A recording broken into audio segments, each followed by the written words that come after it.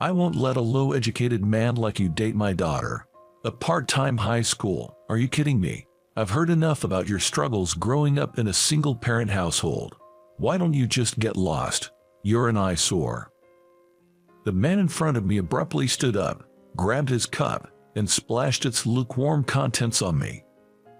It wasn't hot enough to burn, but it tore apart the last shreds of my pride. "I'm truly sorry." Somehow mastering those words, I pushed myself and staggered out of the room. She didn't follow me. Filled with this bitterness, I dedicated myself wholeheartedly to working harder. Years later, when I ran into my now father-in-law, who was an attorney, I could have never predicted what would unfold. This is the story of my life's turnaround. My name's Matthew. Currently, I work as a clerk at a law firm. Due to personal circumstances at home, I graduated from a part-time high school and was hired straight from my part-time job into this law firm. The boss, who knew about my situation, kindly employed me since I had been working part-time there since high school. I owe so much to the boss for taking in someone like me with just a high school diploma and no significant skills. Now, I'm learning various things while working. I'm doing my best to gain skills to be of help to the boss. I come from a single mother household, and I have a younger brother and sister. I hardly remember my father, but I believe he was a violent man when he drank. He was rarely home and was mostly out drinking, so as a young child, I didn't really know him. My brother and sister probably felt the same. There was a time when my father went on a rampage, and fearing for our safety, we fled our home. From then on, the four of us began living in a small apartment. In hindsight, I guess that's when my parents divorced. We settled in our current place after taking several train rides from our old home. The climate here is mild, and it rarely snows heavily during the winter. Given that my mother had a fragile constitution and often fell, this pleasant climate might have been comforting for her. After graduating middle school, I enrolled in a part-time high school to help with household expenses and took on numerous part-time jobs. I worked at places like convenience stores, gas stations, coffee shops, and even did some manual labor like road construction. Whenever I heard of a job opportunity, I jumped on it and juggled multiple jobs. One of those jobs was doing odd jobs at this law firm. While my tasks, such as affixing stamps to mail, organizing documents, and sorting printed materials, were fairly simple, the hourly wage was good and all the colleagues were just wonderful people. Because of this, I truly enjoyed my job and worked hard every day. After high school, I landed a job as a clerk. It was such a blessing. Another unforgettable job I had was at a tea room. It was a quaint little place run by a friend's uncle and boasted an array of teas, making it a hidden gem in the community. The owner's wife, known for her simple homemade baked goods, had an especially popular item, cookies that both my younger brother and sister couldn't get enough of. And in that tea room, I had a destiny-driven encounter. Her name was Alicia. She was my age, a petite girl. Her long black hair was tied back, swaying like a tail when she moved, something I found endearing. With a gentle aura around her, her calm manner of speaking and radiant smile was downright charming.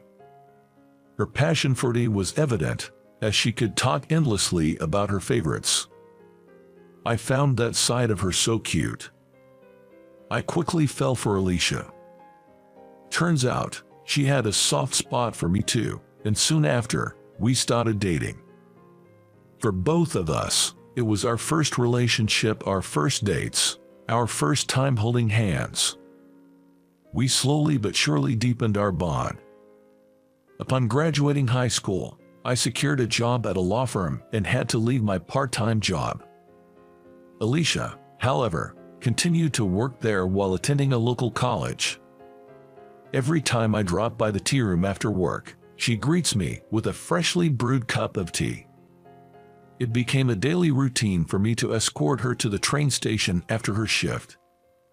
She secured a job in the spring of our 4th year together.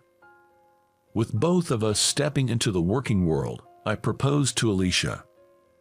My younger siblings had started high school, and my mom found steady work. Our home life was stabilizing, and I started to think about the future.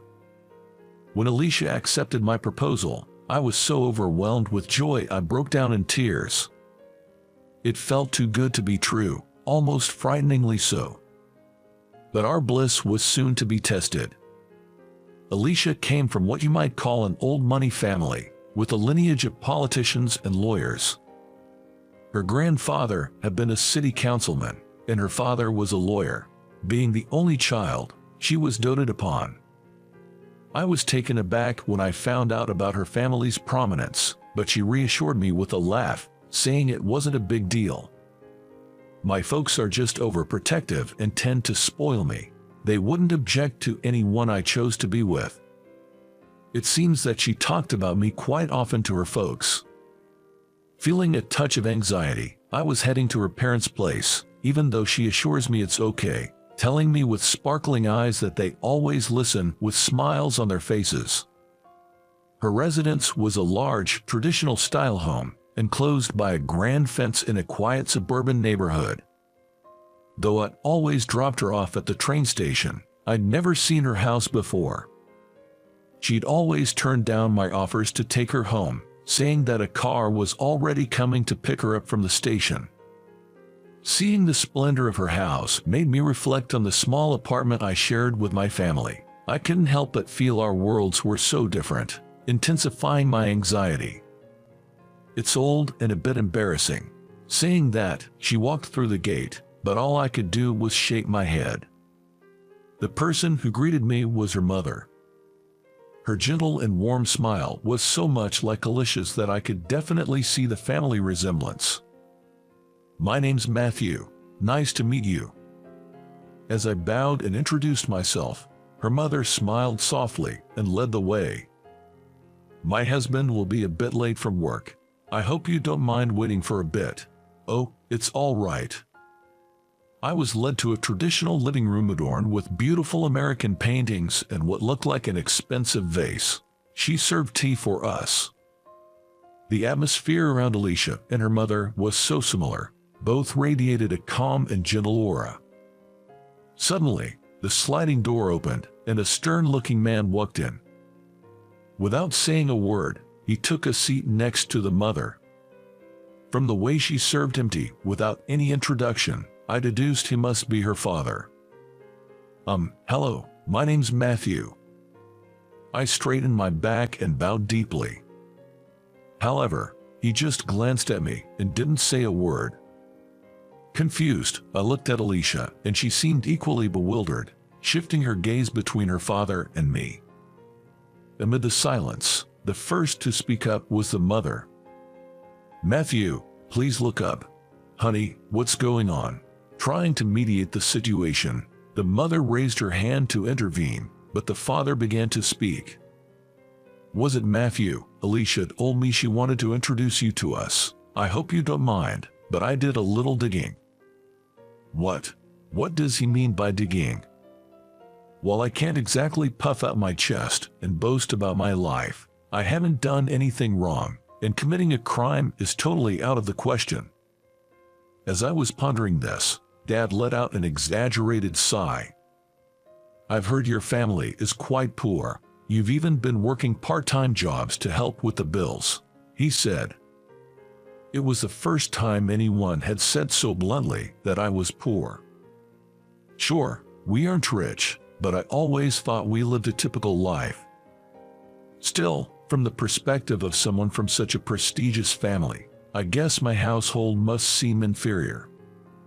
Dad continued, "I want Alicia to have a life that's more than just average happiness. That's a parent's heart. Someone broke like you is out of the question." I was deeply shocked by those blatant and malicious words. Seeing my reaction, Dad smirked. It was clear as day that he was trying to corner me even more. You only graduated from a night high school and didn't even go to college. What kind of job can a high school grad get? What kind of qualifications can you earn becoming a lawyer like me? Dream on. I want Alicia to marry a man even more respectable than me. You're not even in the running." Alicia looked as stunned by her dad's words and seemed at a loss for what to say. I was so shocked, I couldn't even lift my head. "I won't have my daughter marry an undereducated man like you. Are you making a joke by just graduating from a night school? I've heard enough of your sob stories about growing up in a single-parent home. Why don't you just scram? You're an eyesore." Dad abruptly stood up and, in his rage, grabbed his teacup and splashed its contents at me. Thankfully, the tea was lukewarm, so I didn't get burned. However, my already fragile pride was now completely shattered. "I'm sorry." I somehow managed to utter those words, forcing my trembling legs to carry me out of the room. She didn't come after me. That night, I received an apologetic message from Alicia. She expressed her apologies and mentioned wanting to meet and talk, but I replied that I couldn't see her again. After being berated like that, I didn't feel I could sit down and have a calm conversation with her. My self-esteem was in tatters, and I felt like anything said to me would just make me feel even more insignificant. I couldn't find a way to measure up to her father. Marriage seemed impossible. In the end, we chose to part ways. And then, 10 years flew by. 10 years later, we were both 32. I'm still working at the same law firm. I've gotten my national certification, and the busy days have helped me forget the past. I hadn't been in touch with Alicia since that day. I heard she got a job and moved out of her parents' home. By the third year, she had been transferred out of state. I couldn't bring myself to respond to her messages. Yet, I still can't forget her. I feel I might never be able to love someone else for the rest of my life. Trying to escape those thoughts, I've immersed myself in my work. "Matthew, if you are going to the courthouse, could you drop off these documents for me?" A senior lawyer called out to me as he was about to leave. Today, I was scheduled to accompany the director to the courthouse. At the request of a senior colleague, I readily agreed and took the car keys. The director is like a second father to me. I've been under his wing since high school, so no matter how hard I try, I can't outshine him. He's always smiling and is a great personality, but I heard from a senior colleague that in his younger days, he was known as the Demon Nash. Even though I've been working here for 10 years, I'm still at the bottom of the pecking order in the office. That's why, when the director goes out, I often accompany him, acting like a secretary. Though it's not really my job anymore. When we arrived at the local court, similar to a county court, I parted ways with the director to deliver some documents a colleague had entrusted me with. These are probably documents for the next trial. Given the rush, today might be the deadline. After submitting the documents, I was heading to the restroom when I spotted a familiar face. I thought I might be mistaken for a moment, but it's a face I couldn't forget. He, seemingly an authority figure, was walking towards me. I tried not to make eye contact and nodded while looking down. But that man, Alicia's father, stopped right in my path. Well, aren't you the overconfident guy who proposed to my daughter despite having no college degree? I had hoped he hadn't recognized me, but I was wrong. I remained silent, keeping my head down. What are you doing here? If you're being sued, do you need my help? Someone like you, without an education, probably knows nothing about the law, right? Alicia's father sneered, suddenly changing his expression. It was a look of pure fury, so sudden it sent chills down my spine. You said something to Alicia, didn't you? Ever since that day, she's stopped listening to me. She was always such a good, obedient girl, but now it's as if she's under a bad influence. I have no idea what you're talking about. I haven't been in touch with Alicia since then. Your accusations make no sense to me. Oh really? You think you can just brush me off like that? Listen here, lowlifes like you can't even hold a conversation with sophisticated people like Alicia and me. Know your place and cower in it. Never show your face around me again. That might be a little difficult for you. Out of place, a laid-back voice echoed in the area, and the person who appeared was Director Nelson. Oh, Mr. Nelson, why are you here? The one who exclaimed in surprise appeared to be Alicia's father's boss. Shocked, he bent forward in a right angle to greet the director. This is a courtroom, right? Isn't it normal for attorneys like us to be here? The director, laughing, addressed the boss, while Alicia's father looked on in disbelief. Oh, come on, haven't you also served as the president of the Bar Association? You're a giant in the legal community, aren't you?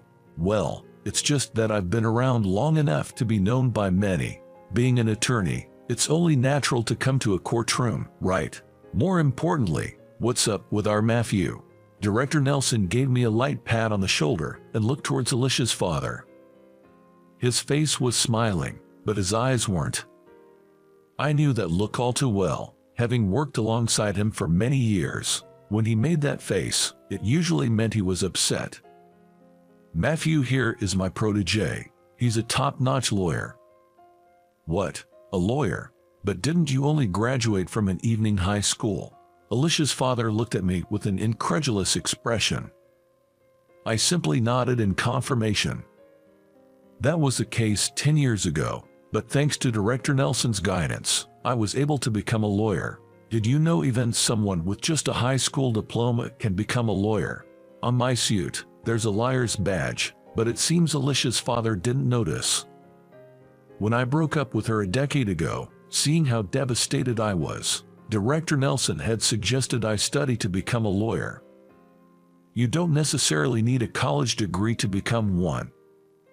It was a challenging path, but I decided to take it on, thanks to Director Nelson's encouragement and rigorous training. Somehow, I passed the preliminary and bar exams on my first try and completed my legal training to become a lawyer. Director Nelson and my colleagues at the firm were all thrilled and celebrated with me. That was 5 years ago. Matthew has always been exceptional.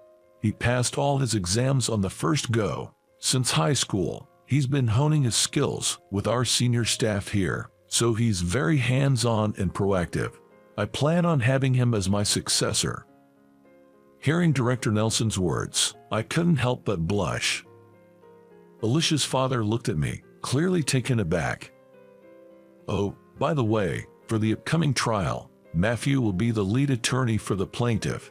I believe you're representing the defendant, aren't you? It'll be interesting to see how this plays out, won't it? Director Nelson said with a sly grin.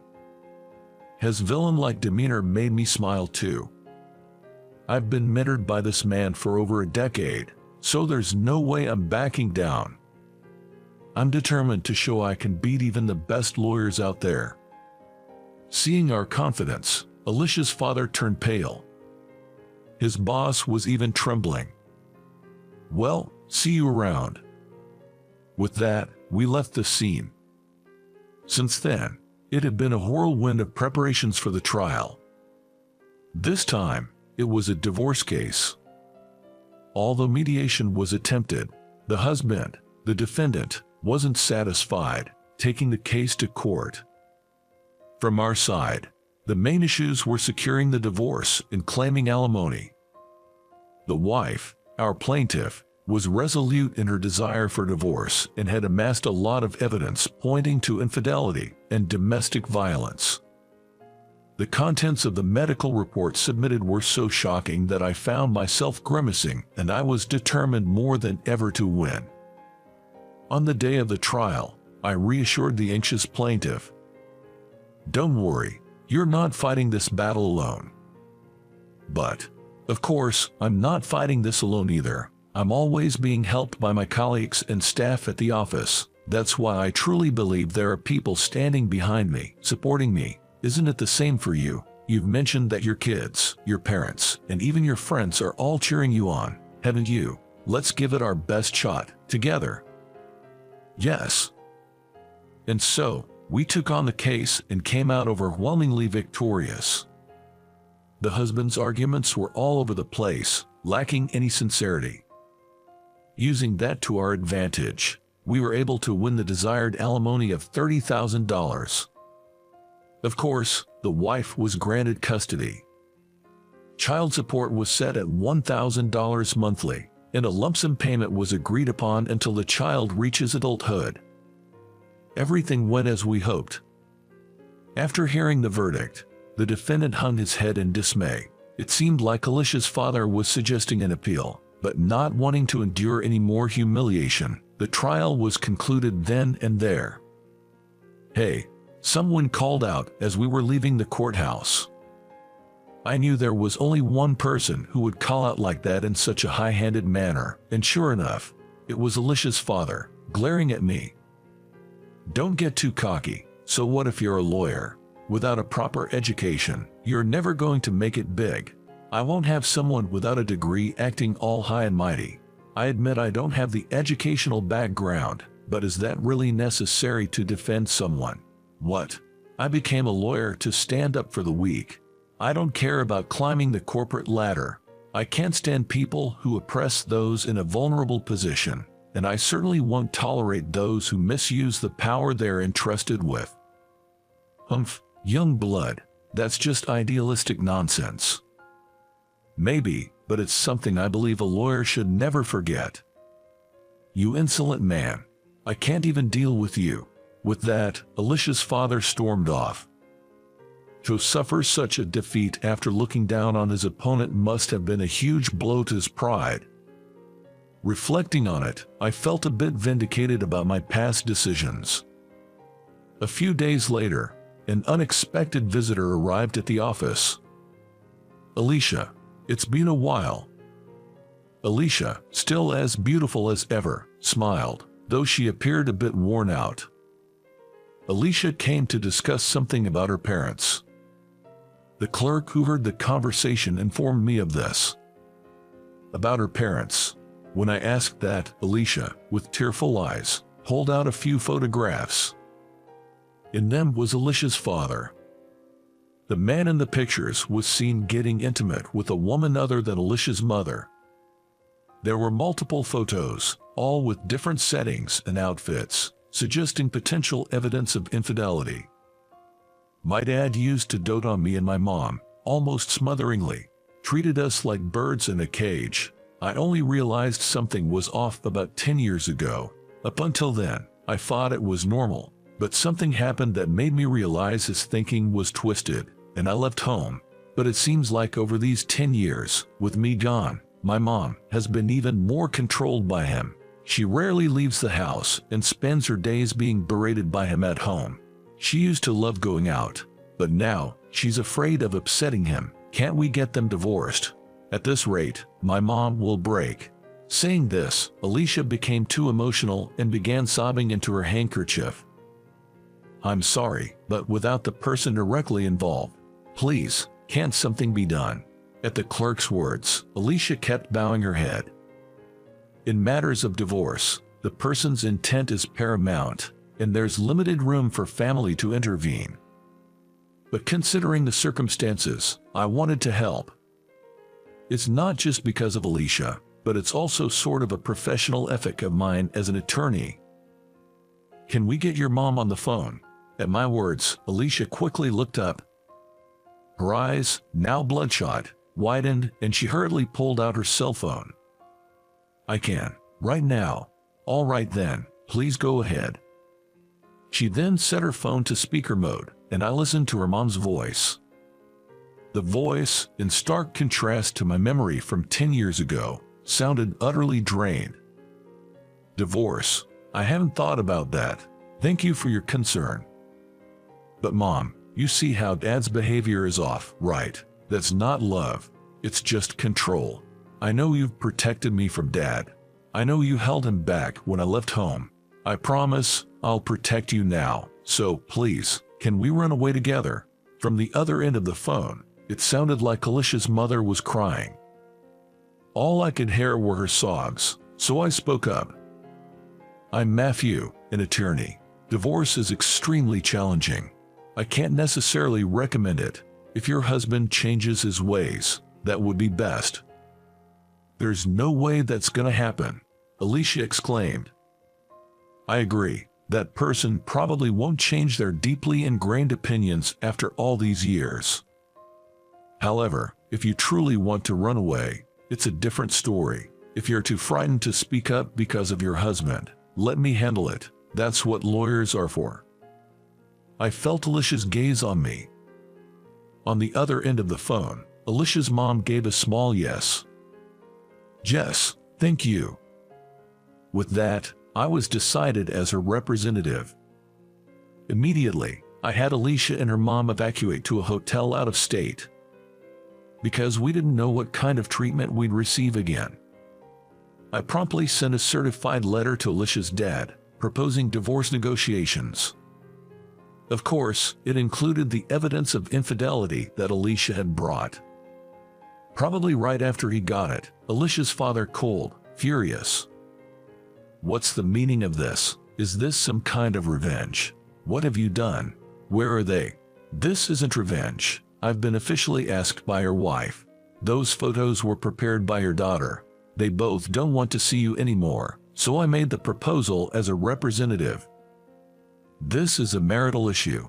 We'll settle it between us. You know that's not possible, right? You're a lawyer after all. Then, it's court. We'll settle this in court. That's fine with you. What? You're a respected lawyer. What will happen if your affair and domestic abuse become public? Your reputation will hit rock bottom, right? We have the evidence. Despite this, you still don't want to discuss a divorce settlement. You'd think a lawyer would consider that, but Alicia's father seemed really heated. I'll ask again. Do you want to go to court? To my slow question, a small understood came from the other end of the phone. After that, our demands were almost unconditionally met, and Alicia's parents were able to divorce. Though it wasn't made public, there's no smoke without fire, as they say. Alicia's father's affair was exposed in a weekly magazine, and his divorce became public, leading him to lose his influence bit by bit. He was fired from the firm he belonged to and apparently tried to start his own, but it seems it's not going so well. Well, in a profession where trust is everything, you can only say he brought it on himself. Then, I started dating Alicia again. She sincerely apologized for something that happened 10 years ago. We decided to rebuild our relationship from a friendship, but I was so touched by her kindness and positivity that I asked her out. Fast forward a year. We were both staring at a piece of paper. This is the most nervous I've ever been. It's okay. I got us 3 copies, just in case. As I shook from nerves, Alicia pulled out another copy of the same paper that was on the desk. It was a marriage registration form. After all the twists and turns, we decided to get married. I couldn't forget about Alicia for those 10 years, and apparently, she felt the same about me. We're both getting on in years, so we decided to make it official sooner rather than later. For our witnesses, we chose the owner of the cafe where we met and Director Nelson. Once it's submitted, we'll officially be a family. Are you sure you want to live with my mom? Alicia asked. We decided to live with her mother. She's slowly been regaining her health since then, but we felt we couldn't leave her alone given her occasional bouts of instability. She's your beloved mom, right? She's just as important to me. Thanks. Don't worry about my family. I've got siblings, and my mom says she's enjoying her life on her own. My mother, who used to be frail, is now in high spirits, going on solo trips and joining local choirs. My brother and sister each have their own families and are living happily. Suddenly, I looked up at the sky. It was a clear day with not a cloud in sight. Being able to submit our marriage registration on such a day, I feel truly blessed. I'm so happy. I couldn't help but voice my feelings. I used to struggle just to get by and couldn't really feel happiness, but now I have the person I love right by my side. Everyone around me lives with smiles on their faces, making those tough days seem like a lie. Back then, when Alicia's father scolded me harshly and threw his tea at me, I felt so humiliated and sad, but in a way, I think that experience led me to the life I have now. If I hadn't been so put down then, I might never have aimed to become a lawyer. I might not have put in the effort to get to where I am now. Maybe, in a way, I could even think of him as a benefactor. But still, I can never forgive what he did. You can't always say hard work pays off, but I can definitely say I'm glad I worked hard back then. It might be hindsight, but I'm happy now. Beside me, my girlfriend laughs. I smile back at her and tightly squeeze her hand.